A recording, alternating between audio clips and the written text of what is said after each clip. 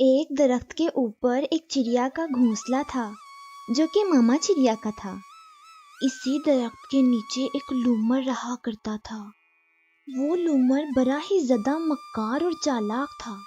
ماما چڑیا ہر سال انڈے دیتی اور ان انڈوں میں سے بڑے پیارے پیارے اور معصوم سے بچے نکلتے، لیکن ان بچوں کو بڑا کرنے کے لیے ماما چڑیا کو خوراک چاہیے ہوتی۔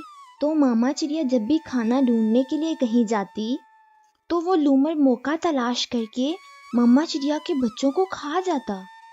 یوں ہی کئی سالوں تک چلتا رہتا ہے۔ اس دفعہ پھر وہ موسم آ رہا تھا جب ماما چڑیا نے انڈے دینے تھے، تو وہ کہتی ہے، ہائے مالک، اس سال میں پھر انڈے دوں گی۔ ان انڈوں میں سے میرے پیارے پیارے اور چھوٹے چھوٹے سے بچے نکلیں گے، لیکن اس لومڑ کو جب بھی موقع ملے گا وہ میرے بچوں کو کھا جائے گا۔ ہائے مالک، مجھے کوئی ترکیب دو یا میری مدد کرو۔ پھر کیا تھا، ماما چڑیا اپنے انڈے دینے سے پہلے کافی زیادہ کھانا جمع کر لیتی ہے۔ اب ماما چڑیا انڈے دیتی ہے اور کچھ عرصے کے بعد ان انڈوں میں سے چھوٹے چھوٹے سے بچے نکلتے ہیں۔ تو ماما چڑیا کہتی ہے، ہائے میں واری جاؤں اپنے چھوٹے چھوٹے منوں سے، میرے پیارے پیارے منّے، ہائے مالک، میری غیر حاضری میں تم ان کی رکشا کرنا۔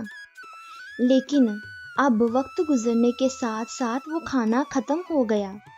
اب ماما چڑیا کو بچوں کو پالنے کے لیے مزید کھانے کی ضرورت تھی۔ اسے تو گھونسلہ چھوڑ کر جانا ہی پڑنا تھا۔ پھر وہ ایک دن تلاش کرتی ہے۔ اس دن وہ صبح جلدی جلدی اٹھ کر جاتی ہے جب لومڑ بھی سویا ہوتا ہے اور اس کے بچے بھی سوئے ہوتے ہیں۔ وہ جاتی ہے اور جا کر دیکھتی ہے کہ شتر مرغوں کے پاس 2 انڈے پڑے ہیں۔ وہ ان میں سے ایک لا کر لومڑ کے پاس رکھ دیتی ہے۔ تھوڑی دیر کے بعد وہ انہی شتر مرغوں کے پاس جاتی ہے اور ظاہر کرتی ہے کہ اسے تو کسی چیز کا پتہ ہی نہیں۔ تو شتر مرغ اس کو کہتے ہیں، کیا آپ نے ہمارا انڈا دیکھا ہے؟ تو وہ کہتی ہے، ہاں ہاں، میں نے اسی طرح کا انڈا ایک لومڑ کے پاس پڑا دیکھا تھا، وہ میرے گھونسلے کے بالکل نیچے ہی رہتا ہے۔ تو شتر مرغ کہتے ہیں، کیا آپ ہم کو وہاں تک لے جائیں گی؟ تو وہ مان جاتی ہے۔